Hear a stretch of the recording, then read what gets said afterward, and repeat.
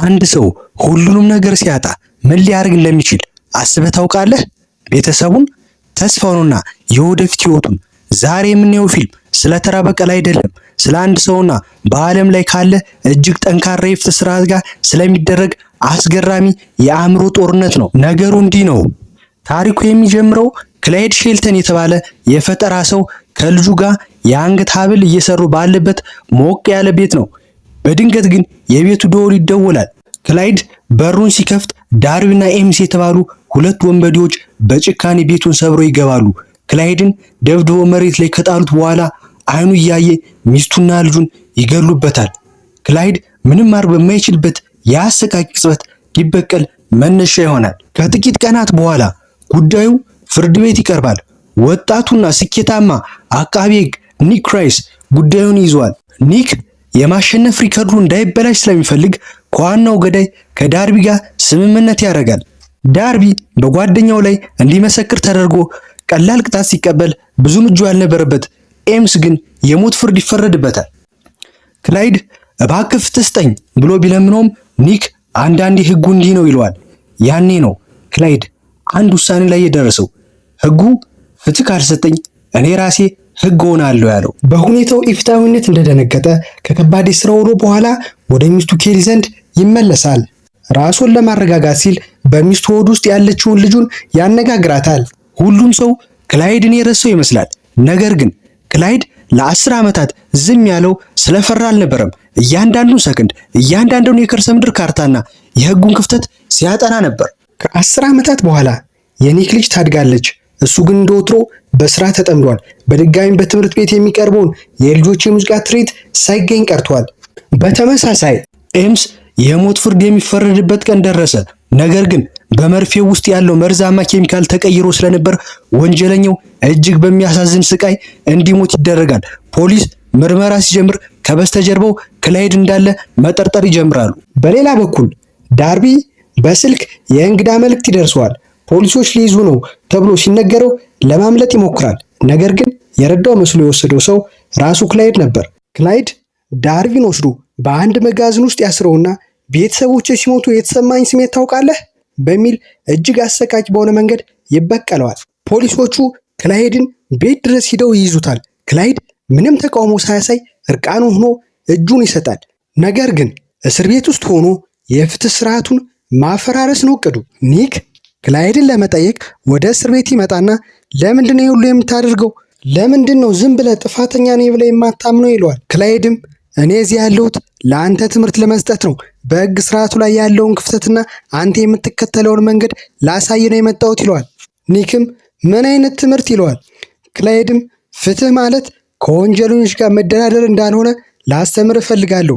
አንተ ከነፍሰ ገዳዮች ጋር ተደራድረህ ነፃ ለቃቸዋል። አሁን ግን የዛን ዋጋ ትከፍላለህ ይለዋል። ከዛም ክላይድ ፍርድ ቤት ይቀርባል። ዳኛዋ ሚስተር ሼልተን በዋስ ለመውጣት የምታቀርበው ምክንያት አለ ትለዋለች። ክላይድም አዎ ክብርት ሆይ፣ እኔ ምንም አይነት ወንጀል ታሪክ የሌለኝ ታክስ የምከፍል ጥሩ ዜጋ ነኝ። አቃቤ ሕጉ እኔ ወንጀለኛ ለመሆኔ ምንም አይነት ጠንካራ ማስረጃ አላቀረበም።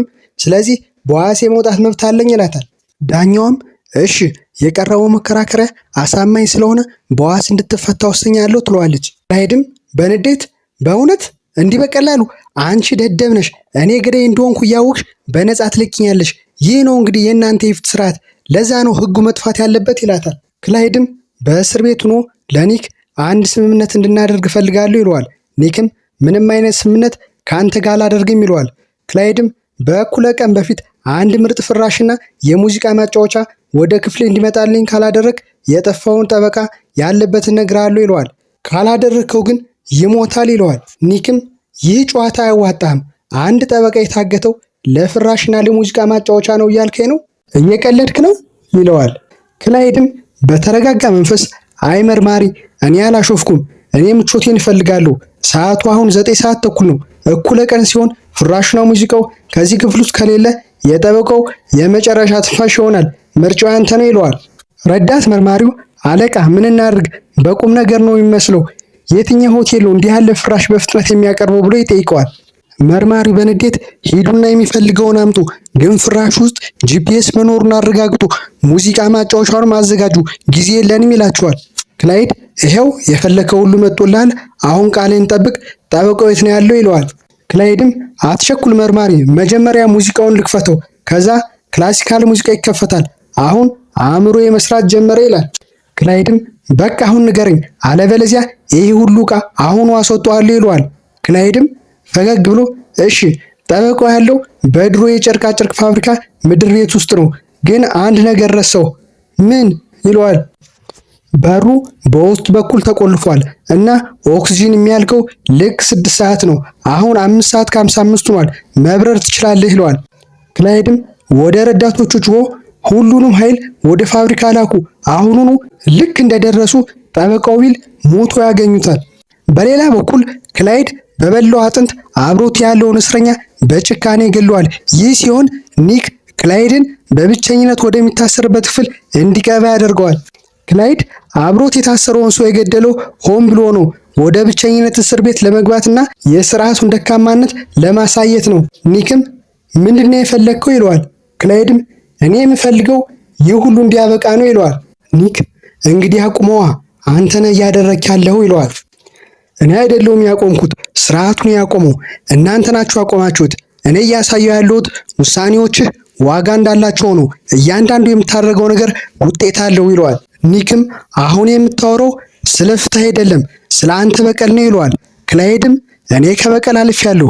እኔ እያደረግኩ ያለሁት ይህን የተበላሸ ስርዓት ማፍረስ ነው። ስርዓቱን በሙሉ አፈራርሰዋለሁ፣ ሁሉንም ነገር አቃጥለዋለሁ። ኒክ እስካላስቆምከኝ በስተቀር እያንዳንዱ ሰው እገድለዋለሁ ይለዋል።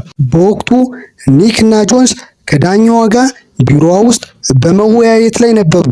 ዳኛ በርች በንዴት ይህ ሰው ፍርድ ቤቱን መጫወቻ እያደረገው ነው፣ ቀጥሎ ምን እንደሚያደርግ እናውቃለን ትላለች። ጆንስ በበኩሉ ክብር ፍርድ ቤት ሁኔታው ከቁጥጥራችን ውጭ እየሆነ ነው፣ ሁሉንም የህግ ስርዓት እየጣሰ ነው ይላታል። ኒክ በበኩሉ እሱ የሚፈልገው ስርዓቱ እንዲፈርስ ነው፣ እያንዳንዱ እርምጃ የታቀደ ነው ይላታል። በዚህ መሃል የዳኛዋ ስልክ ይጠራል።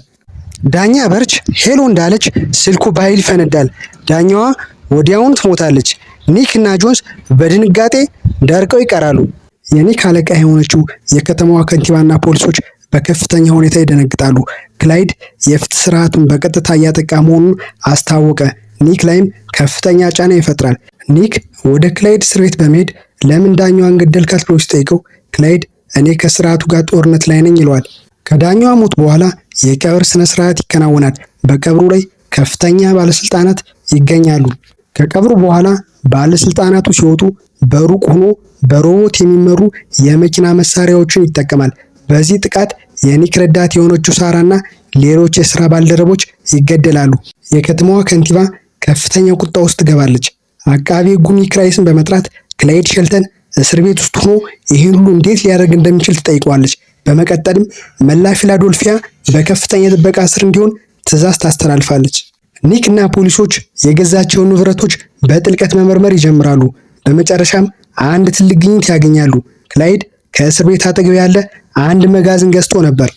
ያ መጋዘን ደግሞ በቀጥታ ከክላይድ እስር ቤት ክፍል ጋር የተገናኘ ነው። ክላይድ በፈለገ ጊዜ እየወጣ ግድያውን ፈጽሞ ይመለሳል። ክላይድ የመጨረሻውንና ትልቁን ጥቃት ለማድረስ አቅዷል። በማዘጋጃ ስብሰባ ላይ ቦምብ አጥምዶ ከተማዋን ለማናወጥ ይወጣል። ኒክ ግን ዋሻውን አግኝቶታል። ክላይድ ግዳጁን ጨርሶ ወደ እስር ቤት ክፍሉ ሲመለስ ኒክ እዚያው ቁጭ ብሎ ይጠብቀዋል። ኒክ ከወንጀለኞች አልደራደርም አልከኝ አይደል?